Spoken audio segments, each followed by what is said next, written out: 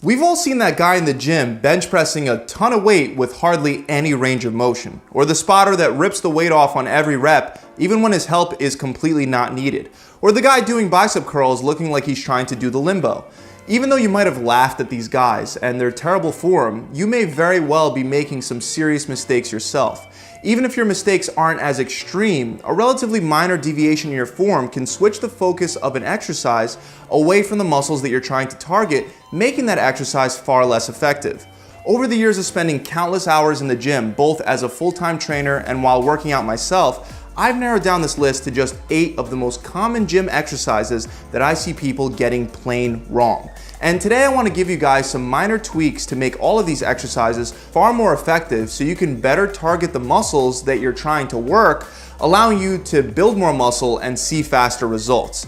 So let's start with the lower body for our first exercise, which is lunges. The biggest mistake that I see people of all different skill levels make with lunges is lunging with an almost overlapping stride position.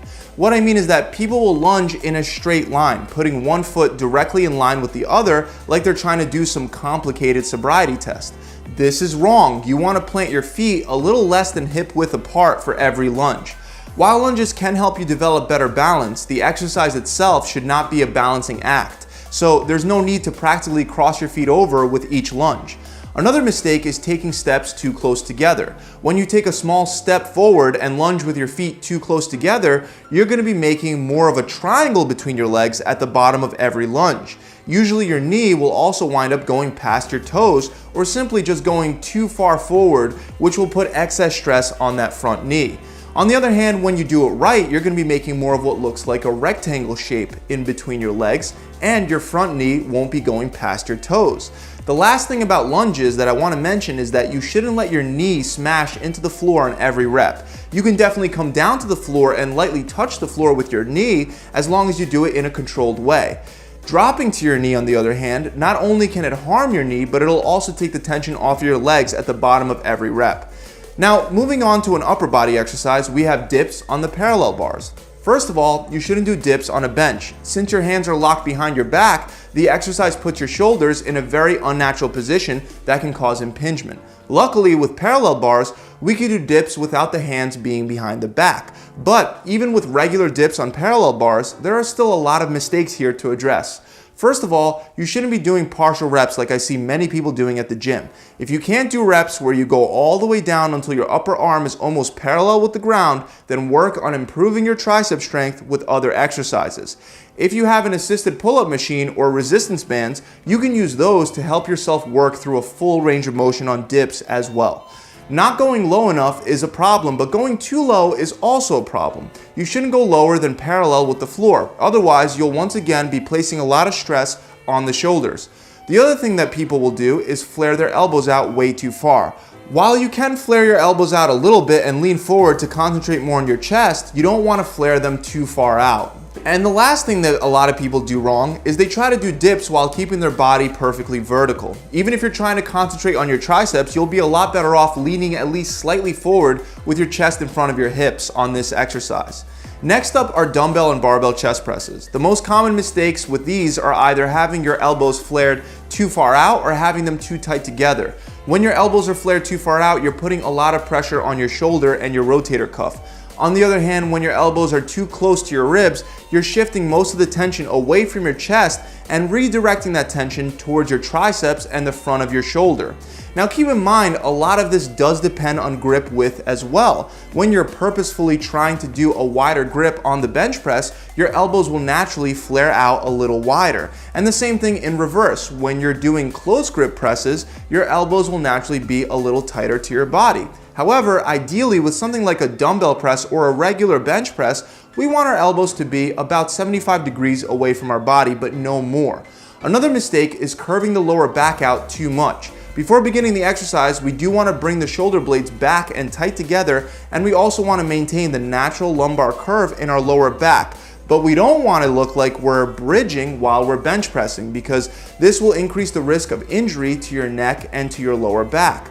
Another mistake is ending off with the weight above or below your shoulders. Even if you follow an arc-like path during a bench press, at the end of the movement, the bar or the dumbbells should always be in line with your shoulders, not below your shoulders or above your head. Let's move on to another chest exercise, cable flies. For some reason with cable flies, I see a lot of people bringing their arms and the cables way too far back. The problem here is that with flies, since your elbows are opened up at a very wide angle, there's already a lot of tension on your shoulders. When you go too far back, you're increasing your risk of hyperextending and injuring those shoulders. When lowering the weight, you want to aim to stop even with your chest, or maybe just a little bit further back before lifting that weight right back up. Another problem that mostly beginners run into is performing the fly with the elbows locked out. Not only does this put excessive pressure on the elbows, but it also decreases the amount of tension that's placed on the chest, which is the muscle that you're trying to target to begin with. You want to keep your elbows slightly bent and pretend that you're hugging a really wide tree. The last problem you might run into is if you're rounding your shoulders too far forward. With flies, just like with the chest presses, you want to make sure that you retract your shoulder blades and stick your chest out.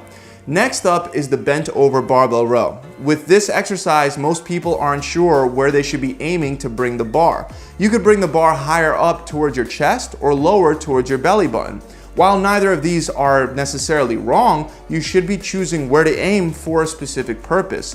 When you row towards your belly button, you'll target a lot more of the muscles in the middle of your back and some of your lats as well. On the other hand, when you do rows closer to your chest, you'll be targeting a lot more of your upper back.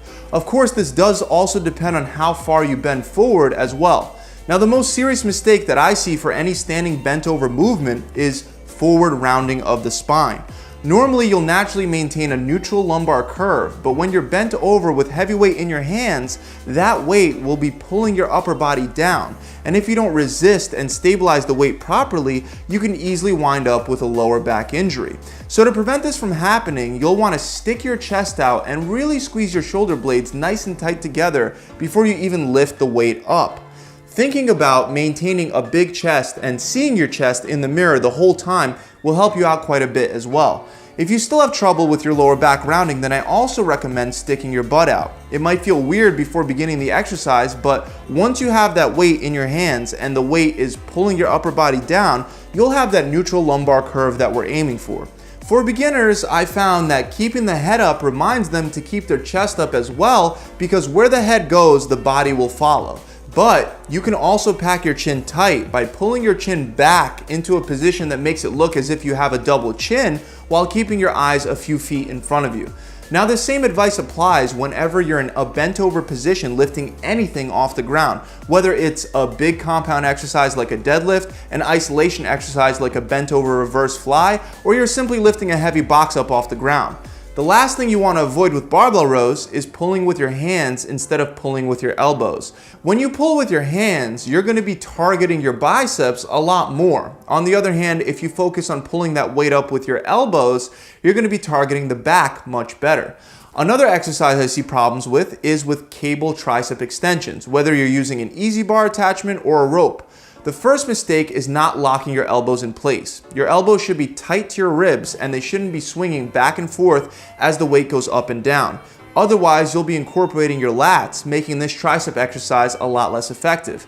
The other mistake is standing too straight up in what looks like a perfectly vertical line. Now, while you can get away with this with a rope, if you open up the rope at the bottom of every one of your extensions and go around your hips, with an EZ bar, you're not going to be able to come to full extension because your hips are going to be in the way. Instead, you should bend slightly forward to get a full range of motion and to better target your triceps. Next up is the lat pull down. The biggest mistake you see with this one is excessive swinging when bringing the bar down towards your chest. When you swing like this, not only can you wind up with a lower back injury, but you're also using momentum rather than using your lats. Instead, you want to position yourself right under the bar and once again stick your chest out by squeezing your shoulder blades really tight together. You want to do most of your reps without any assistance from momentum and only use a little bit of momentum to help squeeze out those last couple of reps as your muscles start to fatigue.